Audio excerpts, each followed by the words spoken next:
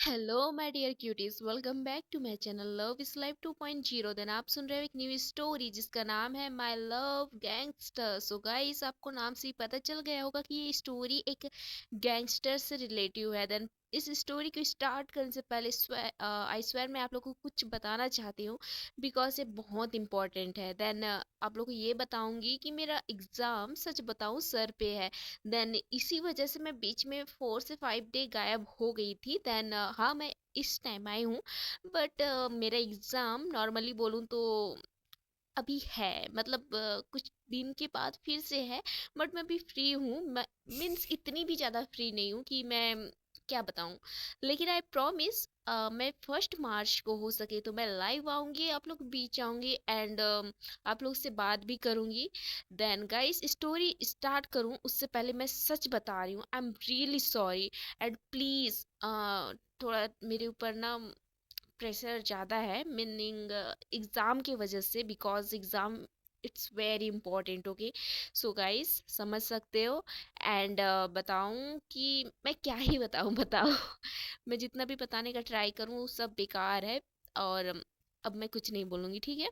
And एक last है कि मैं जिस दिन स्टोरी अपलोड नहीं कर रही हूँ, मेरे चैनल पे वीडियो अपलोड नहीं हो रहा है, उस दिन प्लीज़ समझ जाइएगा कि मेरा एग्ज़ाम 2 दिन या 3 दिन के बाद होने वाला है, इसलिए मैं गायब हो गई हूँ। ओके, तो प्लीज थोड़ा सा समझ सकते हो, हैंडल कर लीजिएगा मेरी इस गुस्ताखी को। So guys, my love is gangster. So guys, इस स्टोरी को स्टार्ट करने से पहले हम चलते हैं कुछ स्टोरी के मेन लीड्स के ऊपर। सो गाइस, स्टोरी की स्टार्टिंग में हमें दिखाया जाता है एक ट्रेन का सीन, आई मीन जहाँ पे ट्रेन अपने स्टार्टिंग फॉर्म पे आ गया रहता है, मतलब चलने के फॉर्म पे आ गया रहता है। जस्ट स्टार्ट ही हो रहा था कि वहां पे छोटा सा क्यूट सा बच्चा बोलता है, मम्मा हम कहाँ जा रहे हैं? आपको पता है ना, मुझे ट्रेन पे सफर करना पसंद नहीं है, मेरा तबीयत खराब हो जाता है। हम इसमें कहाँ जा रहे हैं मम्मा? आपको पता है ना दादू कितना परेशान होंगे, हम उनको बिना बताए आ रहे हैं। तो सामने से हमारी मेन लीड बोलती है, बेटा आप आप आप मेरे ऊपर ट्रस्ट करते हो ना? तो सामने से बच्चा बोलता है, हाँ मैं आपके ऊपर बहुत ट्रस्ट करता हूँ। तो बोलते, अच्छा ट्रस्ट करते हो ना, तो प्लीज अभी आराम से मेरी गोदी पे आकर सो जाओगे। अगर ज्यादा आप इसी तरीके से बैठे रहोगे ना तो ऑब्वियसली आपका तबीयत खराब हो जाएगा, तो आ जाओ। ऐसे बोल के उसको अपनी गोद में लेती है और अपने आप से मतलब टाइटली हक करके उसको सुलाने का ट्राई कर रही होती है।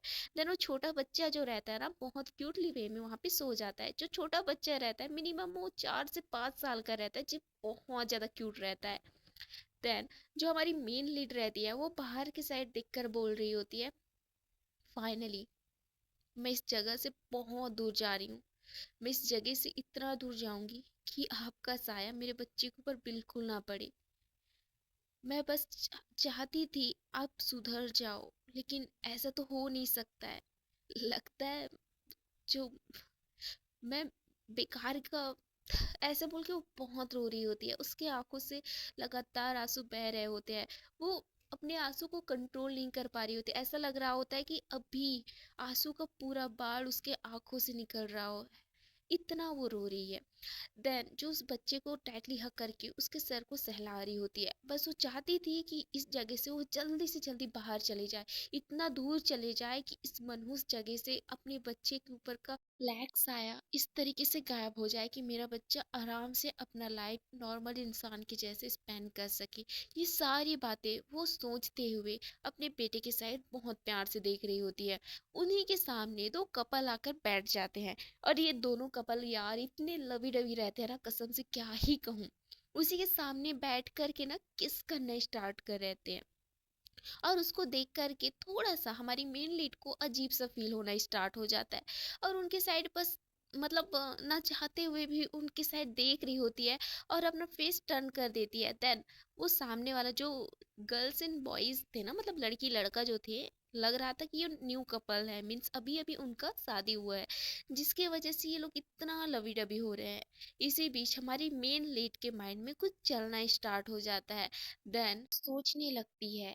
देन हम स्टोरी के 7 से 8 ईयर्स पहले चलते हैं।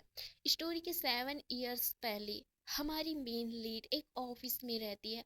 ऑफिस में रहकर अपना वर्क कंप्लीट करने का ट्राई कर रही होती है। इसी बीच उसकी एक फ्रेंड जो रहती है, उसकी बेस्टी रहती है, वो बोलती यार तुझे पता है हमारा बॉस आज आने वाला है। तो सामने से वो थोड़ा सा घबरा जाती है, वो बोलती है मतलब कौन?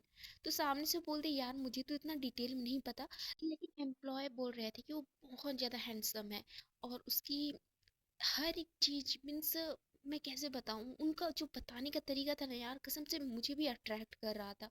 अब मुझे बस उनको देखना है आखिर हमारा बॉस कौन है। तो सामने से वो लड़की थोड़ा सा सॉफ्ट होके बोलती है तुझे कब इतना इंटरेस्ट आ गया अपने बॉस के ऊपर? तो बोलती है यार इंटरेस्ट की बात नहीं है, अब सामने से हमारी एम्प्लॉय जितने भी बंदी हैं वो इतना डीपली बात कर रहे थे, तो थोड़ा सा मतलब है ना यार कि मुझे भी जानना है कि वो बंदा है कौन।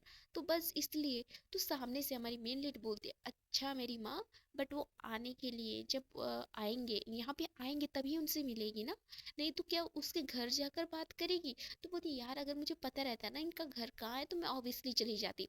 तो सामने से हमारी मेन लीड अपना सर पकड़ के बोलते तो चुप कर। तो बोलती यार क्या है? तो बोलते कुछ नहीं। ऐसे बोल के ये दोनों फिर से अपनी जगह पे जाकर बैठते हैं और अपने काम पे लग जाते हैं। कुछ फाइल्स जो रहते हैं उसको देख रहे होते हैं और कुछ एम्प्लॉय जो रहते हैं पूरा पूरा ऑफिस को सजाना स्टार्ट कर देते हैं। उनके ऑफिस के हर एक कोने को बहुत अच्छे से सजा रहे होते हैं। फ्लावर्स का पूरे अच्छे से डेकोरेशन किया जाता है। इस बीच हमारी जो मेन लीड रहती है वो बोलती यार इतना क्यों चोचला कर रहे हैं ये लोग, मतलब इतना भी क्या ही है। बॉस को इम्प्रेस करने के चक्कर में मुझे लग रहा है ये लोग खुद पिटेंगे। तो सामने से उसकी फ्रेंड बोलती है तू चुप कर, तू श्राप दे रही है क्या? तो बोलते मैंने कब बोला कि मैं श्राप दे रही हूँ? पर तू देखना इतना कौन करता है यार, ऐसा लग रहा है कि हम लोग किसी पार्टी में है। तो बोलते तू चुप कर, तुझे पता है ना मैनेजर ये सब कर रहा है तो हम क्यों उनके बीच आकर इन्वॉल्व हुए? इन्वॉल्व नहीं होना चाहिए हमें, आई बात समझ में? तू चुप करके अपना काम कर ले। और वैसे भी मुझे मैनेजर वैसे भी बहुत बेकार लगता है, उस मैनेजर से मैं सख्त नफरत करती हूँ। तो मुझे नहीं आना उसके सामने और मुझे उसके इन फालतू के कारनामे में मुझे हेल्प भी नहीं करवाना है। तो अपना काम चुपचाप कर ताकि उस मैनेजर के नज़रों में ना आए। ऐसा लगता है कि उस मैनेजर की आंखों में हम ना चुभ रहे हैं कांटे की तरह। तो सामने से हमारी मेन लीड बोलते तू तू तू तू फिर से स्टार्ट हो गई? तो बोलती अच्छा ठीक है चुप हो गई। ऐसे बोलकर वो चुप हो जाती है। देन ये दोनों फिर से अपना वर्क करना स्टार्ट कर देते हैं।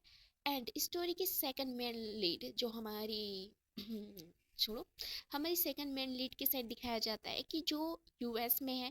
यूएस वो अपने घर पे बैठ करके अपना काम कर रही होती है, तभी वहाँ पे उसका एक बंदा आता है, मीन सेक्रेटरी आता है। और वो बोलता है बॉस आपको पता है ना कि आपके फादर ने क्या बोला है, एंड ग्रैंडपा भी आपको क्या बोल रहे हैं। आपको नहीं लगता कि आपको यहाँ से चले जाना चाहिए कहीं दूर?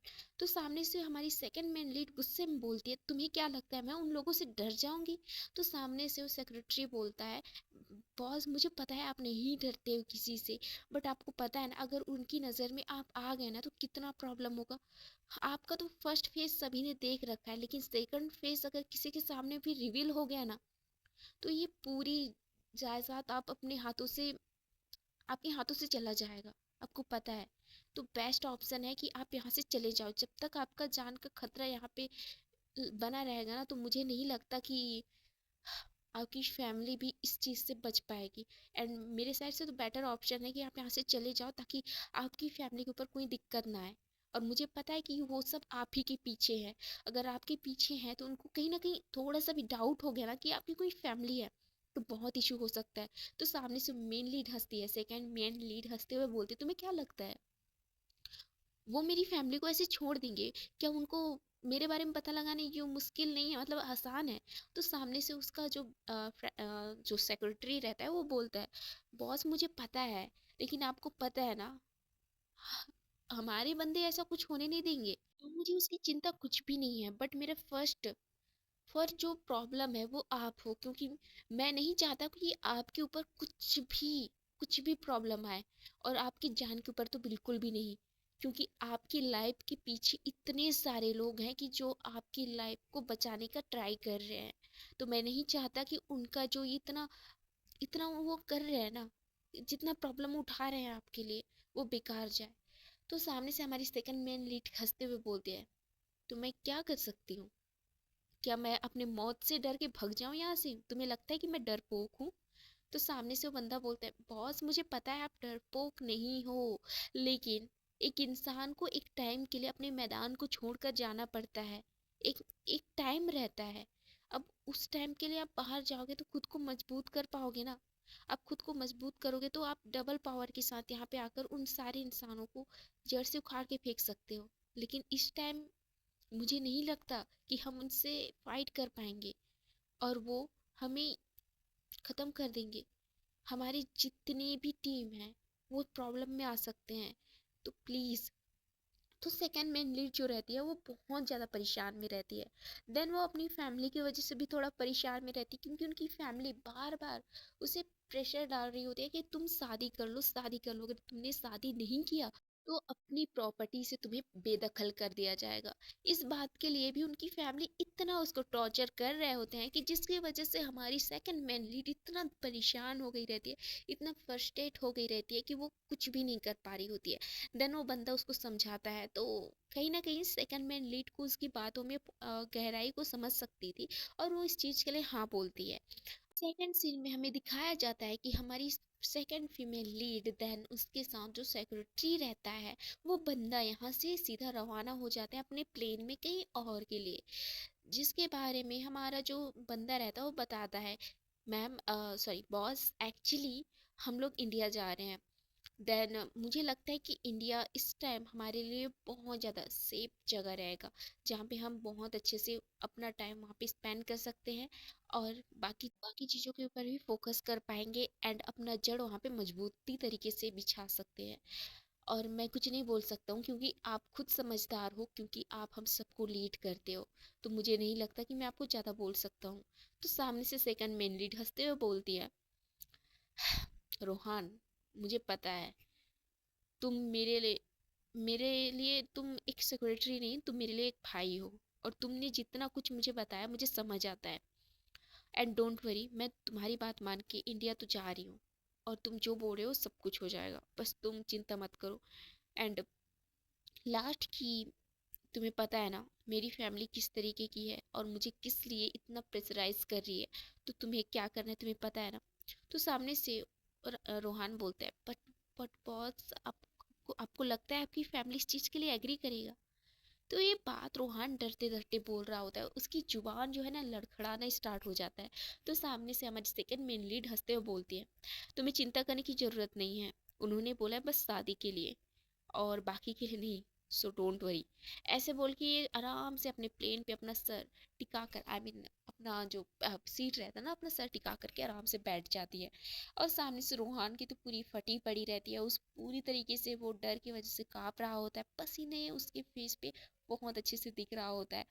ऐसे ही इनका टाइम बीतता जाता है, और ये दोनों इंडिया में पहुंच जाते हैं। इंडिया में ये दोनों चले जाते हैं दिल्ली में। दिल्ली में ये लोग वहां से बाहर निकलते हैं एयरपोर्ट से। इसके बाद हमारा जो रोहान रहता है अपने बॉस की साइड देखते हुए बोलता है, बॉस अब। तो सामने से हमारी सेकंड मैन लीड बोलती है, तुम्हें पता है ना दिल्ली में हमारा एक विला है, तो हमें वहां चलना चाहिए। तो सामने से वो बोलता है Rohan, but ma'am, sorry boss, आपको पता है ना अगर हम वहां पे गए तो हम खतरे में आ सकते हैं, क्योंकि मुझे लगता है कि वो बंदे हमारी पूरी तरीके से तलाश लेंगे, मीनिंग हमें हर जगह खोज रहे होंगे कुत्तों की तरह। सो बेटर रहेगा कि हम उस विला को छोड़कर किसी और जगह पे शिफ्ट हो जाएं। तो सामने से वो बोलती है, ठीक है मैं मानती हूँ तुम्हारी बात, बट हम कहाँ होंगे शिफ्ट? तो सामने से वो बोलता है, मैं एक एरिया के बारे में मैंने अपने फ्रेंड से पता लगाया है, वहाँ पे एक छोटा सा मतलब घर है, तो हम लोग वहाँ पे रुक सकते हैं। देन वहाँ पे कॉलोनी वगैरह सब कुछ है, लेकिन वो थोड़ा लो प्रोफाइल पे आता है। एंड अगर आप कुछ टाइम के लिए हम वहाँ पे रहेंगे, देन हम अपनी विला पे शिफ्ट हो सकते हैं बॉस, एंड आपको कोई दिक्कत नहीं हो तो। ऐसे बोल के जो रूहान रहता है ना बहुत डरते डरते बोल रहा होता है। तो हमारी जो मेन लीड रहती है, सॉरी सेकंड मेन लीड रहती है, वो बोलती है, ओके फाइन, मुझे कोई इश्यू नहीं है, ठीक है चलो। ऐसे बोल के ये दोनों वहां से निकल जाते हैं। कुछ गार्ड्स आए रहते हैं इनको लेने के लिए, लेकिन जो हमारी मेन लीड रहती है, सेकंड मेन लीड, वो बोलती है कि इस बारे में बाकी लोगों को तो पता नहीं है ना। तो सामने से रोहान बोलता है, डोंट वरी बॉस, मैंने बस कुछ ही लोगों को यहाँ पे बताया कि आप आए हो, एंड किसी और को नहीं पता है, तो हमें ज़्यादा प्रॉब्लम नहीं होगा। एंड प्लीज चलिए ना। ऐसे बोल के ये सभी वहां से निकल जाते हैं। कुछ टाइम के बाद उस जगह पे लोग पहुंच जाते हैं। जब वहां पे आते हैं तो हमारी सेकंड फीमेल लीड वो बोलती है ठीक है मैं अपने रूम पे जा रही हूँ। ऐसे बोल के वो अपने रूम के साथ चली जाती है। देन रोहान जो रहता है वो तो डर की वजह से चुप था, क्योंकि आज उसने बहुत ज्यादा बकबक किया था। इतना ज्यादा बकबक अगर यूएस में किसी और ने किया रहता तो उसका गला कटना तो मुनासिब ही था, या फिर किसी का सर उड़ जाता था। लेकिन फर्स्ट टाइम हुआ है कि रूहान को ये सब बिल्कुल भी सहना नहीं पड़ा। देन फर्स्ट टाइम ऐसा था कि हमारी सेकंड फीमेल लीड ने रोहान को कुछ नहीं बोला था, चुपचाप उसकी सारी बात मान लिया था। इस चीज से रोहान कहीं ना कहीं थोड़ा सरप्राइज था, लेकिन वो कुछ नहीं बोलता है, चुप रहता है और अपने रूम के साइड चला जाता है। देन वहाँ पे कुछ गार्ड्स को तैनात किया गया रहता है। और उसके बाद हमारी जो सेकंड फीमेल लीड रहती है वो फ्रेश वगैरह होकर नीचे हॉल पे आती है। हॉल पे आने के बाद वहाँ पे बैठ ही जाती है और बोलती है रोहान कुछ खाने का इंतजाम हुआ है कि नहीं हुआ है? वैसे भी हम लोग का डिनर का टाइम हो रहा है, नाइट हो गया है। तो सामने से रोहान बोलता है बॉस आपको चिंता करने की कोई जरूरत नहीं है। मैंने दो दो दो तीन मैंने कुक हायर किया है यहाँ पे। आप डोंट वरी। ऐसे बोल के जो रोहान रहता है ना वो के पास जाकर उनको बोलता है तुम लोग कर क्या रहे हो?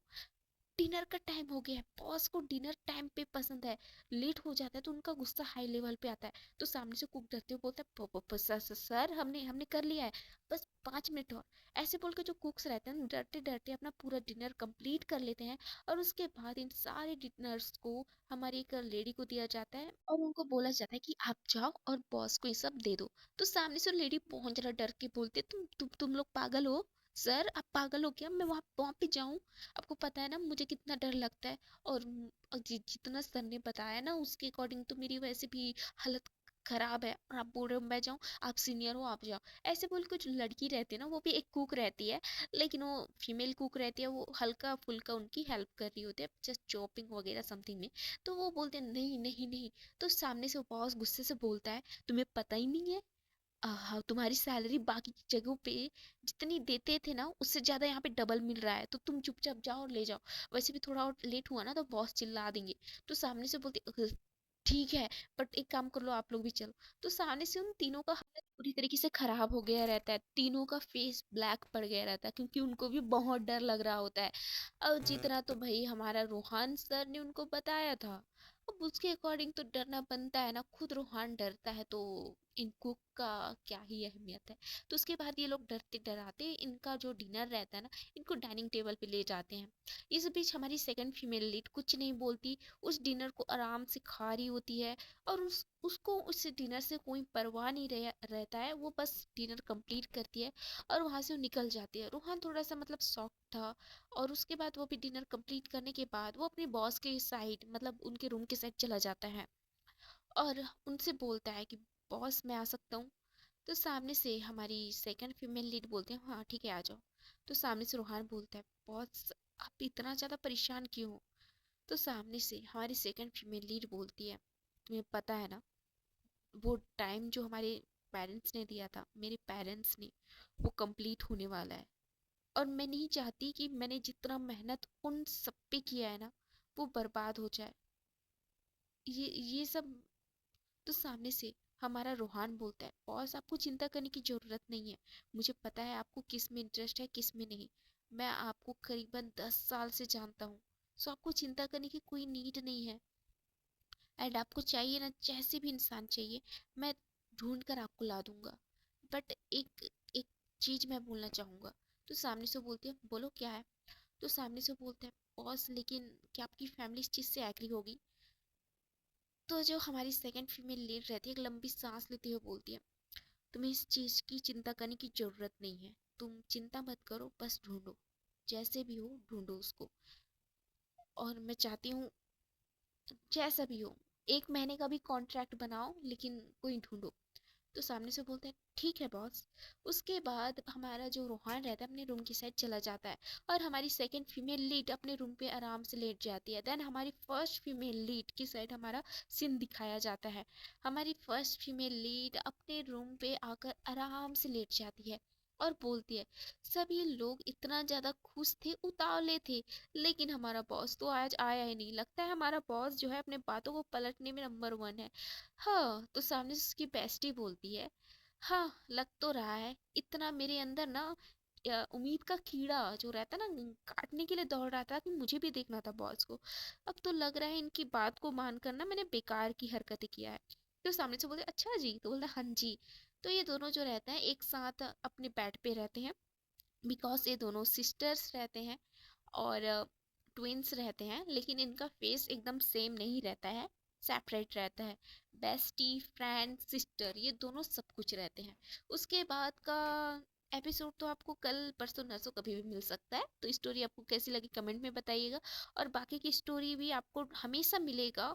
एंड हो सकता है तो मैं 2 टाइम्स स्टोरी अपलोड करने के बारे में सोच रही हूँ, ताकि मैं जो पहले चल रहे थे ना स्टोरी, उनको जल्दी डी एंड कर सकूं किसी ना किसी एक को। Okay, thank you so much. Story कैसी लगी कमेंट में बताइएगा। Bye bye.